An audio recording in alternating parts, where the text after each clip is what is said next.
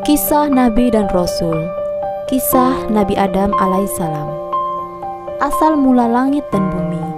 Sebelum Nabi Adam diciptakan, Allah menciptakan alam semesta langit dan bumi beserta segala isinya, gunung, laut, tumbuhan, hewan, bintang, dan matahari sebagai sumber panas, serta bulan sebagai penerang malam. Langit dan bumi oleh Allah diciptakan dalam waktu 6 hari, sedangkan 1 hari atau 1 masa di sisi Tuhan sama dengan 1000 tahun menurut perhitungan manusia.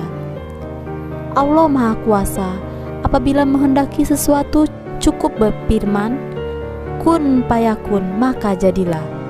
Maka jadilah apa yang diinginkan oleh Allah. Demikian hanya dalam beberapa hari saja, proses penciptaan alam semesta sudah berarti jutaan tahun bagi manusia. Tidak heran jika ilmuwan menemukan fosil yang usianya jutaan tahun. Asal mula malaikat. Sesudah menciptakan langit dan bumi, maka Allah menciptakan makhluk yang bernama malaikat. Malaikat dibuat dari nur atau cahaya. Malaikat diciptakan sebagai makhluk yang tunduk, patuh, senantiasa berbakti kepada Allah, sama sekali tidak pernah durhaka kepada Allah. Malaikat tidak punya nafsu, tidak makan dan tidak tidur, tidak melupakan perbuatan dosa, tidak berjenis kelamin laki-laki atau perempuan, dan mempunyai alam tersendiri yaitu alam gaib dan tidak dapat dilihat oleh manusia. Jin dan iblis. Jin dan iblis diciptakan dari api yang sangat panas. Ia mempunyai jenis kelamin laki-laki dan perempuan. Jin ada yang patuh dan ada yang ingkar kepada perintah Tuhan. Jin yang ingkar dan membangkang perintah Tuhan disebut iblis dan setan. Iblis dan keturunannya adalah makhluk yang sangat durhaka dan sangat jahat. Tidak ada kebaikan sama sekali. Pekerjaan iblis dan setan adalah menggoda manusia agar tersesat dan jatuh dalam lembah dosa. Permintaan iblis untuk hidup di dunia sampai hari kiamat dikabulkan oleh Allah Subhanahu wa Ta'ala. Sebab dahulu iblis adalah makhluk yang pernah patuh kepada Allah. Jadi, perpanjangan umur bagi iblis hingga hari kiamat adalah sebagian balasan bagi kebaikannya di masa lalu. Setelah Nabi Adam diciptakan oleh Allah, iblis menjadi makhluk pembangkang. Maka ia dikutuk oleh Allah dan diusir dari surga. Kelak, setelah hari kiamat, iblis dan setan akan dimasukkan ke dalam neraka bersama orang-orang yang berdosa. Karena itu, iblis dan setan berusaha mencari teman sebanyak-banyaknya dari kalangan jin dan manusia agar menjadi penghuni neraka. Asal mula Nabi Adam alaihissalam. Sesudah langit dan bumi, malaikat dan jin atau iblis diciptakan, maka Allah hendak menciptakan makhluk yang akan diperintah untuk mengelola bumi. Hal itu diutarakan kepada para malaikat. Aku akan menciptakan manusia untuk menjadi pengatur di bumi. Para malaikat mengira lalai dalam menjalankan tugasnya, maka mereka berkata, "Mengapa Tuhan menciptakan manusia? Bukankah mereka hanya akan berbuat kerusakan di atas muka bumi ini? Mereka akan saling bermusuhan dan berbunuhan. Sedangkan kami para malaikat senantiasa patuh dan mengagungkan nama-Mu, wahai Allah." Untuk melenyapkan kekhawatiran para malaikat itu, Allah kemudian berfirman, "Sesungguhnya Aku mengetahui apa yang tidak kamu ketahui." Para malaikat bungkam mendengar penegasan Allah itu. Bukankah Allah Maha mengetahui atas segala sesuatu? Demikian Allah kemudian menciptakan Adam dari tanah liat dan lumpur hitam. Setelah terbentuk kemudian dimasukkan roh ke dalamnya. Adam pun kemudian hidup, bisa berdiri tegak. Allah kemudian memerintahkan para malaikat untuk bersujud atau menghormat kepada Adam. Para malaikat pun bersujud sebagai pernyataan hormat dan ucapan selamat atas terciptanya Adam. Hanya iblis yang tidak mau bersujud. Ia membangkang perintah Allah. Allah bertanya, apakah yang membuat engkau tidak mau bersujud kepada Adam? Saya lebih baik dari Adam. Engkau ciptakan saya dari api, sedang Adam hanya dari segumpal tanah," kata iblis menyombongkan diri. Yang berpendapat api lebih baik daripada tanah adalah iblis sendiri. Padahal hanya Tuhanlah yang Maha Tahu siapa yang lebih mulia di antara makhluk ciptaannya.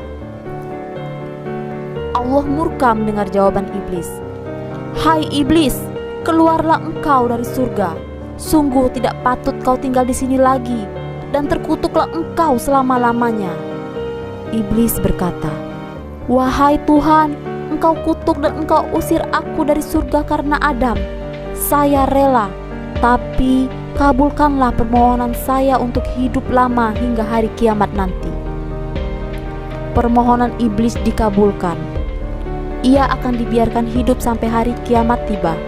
Iblis kemudian bersumpah, "Ya Tuhan, karena engkau telah menghukum saya sebagai yang tersesat, maka saya akan menghalang-halangi Adam dan keturunannya dari jalan-Mu yang lurus."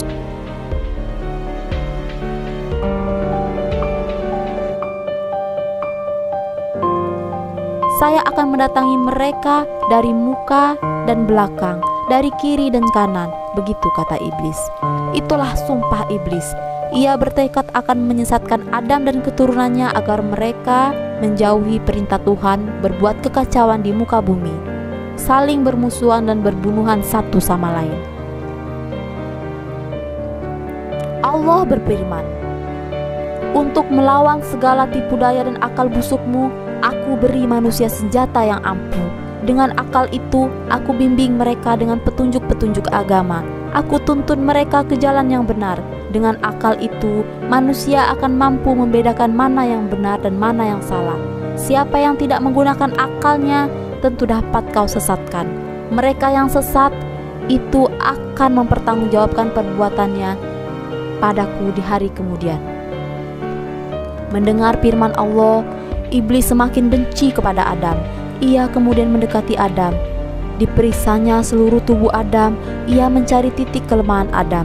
Akhirnya dapat ditemukannya, yaitu nafsu. Nafsu cenderung melakukan perbuatan yang buruk.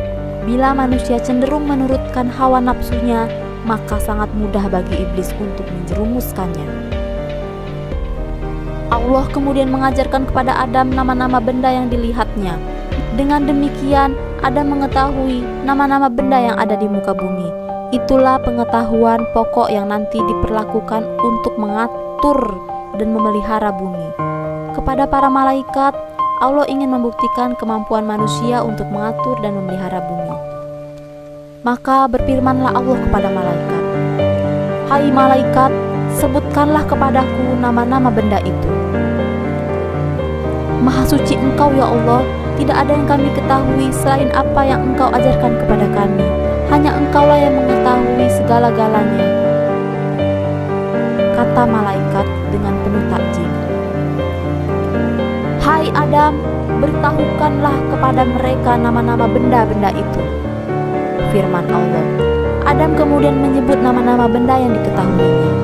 Para malaikat kagum. Mereka memberi hormat sehormat-hormatnya kepada Nabi Adam. "Bukankah sudah kukatakan, aku mengetahui rahasia langit dan bumi. Aku lebih mengetahui apa yang tidak kamu ketahui," firman Allah kepada para malaikat. Para malaikat lalu memuja dan mengagungkan Allah. Mereka semakin menaruh hormat kepada Adam. Ternyata Adam telah mengetahui apa yang mereka belum ketahui. Allah kemudian memberikan Adam sebuah tempat yang nyaman dan sentosa, yaitu surga. Tempat itu indah permai. Segala kebutuhan hidup telah tersedia. Kebun surga penuh dengan buah-buahan yang rasanya lezat. Air sungainya jernih dan berbau harum. Pohon, tumbuhan, dan rumput seperti ditata rapi, teduh dan nyaman sekali.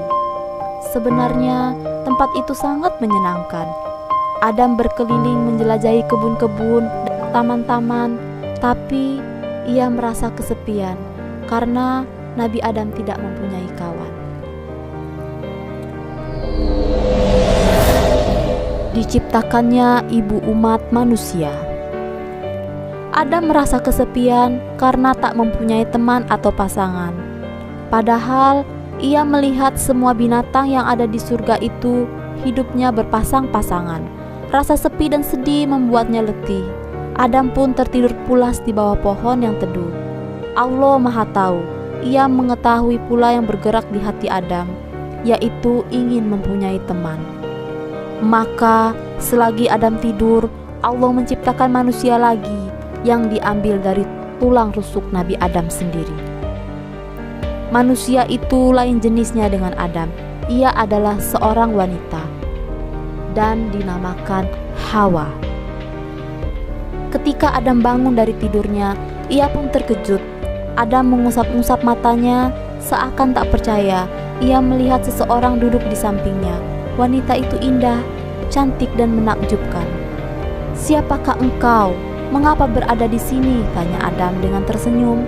Hawa menjawab, "Aku adalah Hawa yang diciptakan untuk menjadi teman hidupmu." Betapa gembira hati Adam mendengar jawaban itu.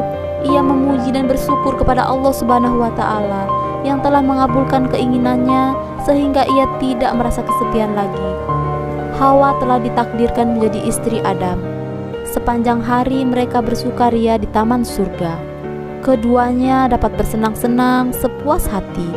Mereka boleh makan apa saja, makanan dan buah-buahan yang tersedia di surga.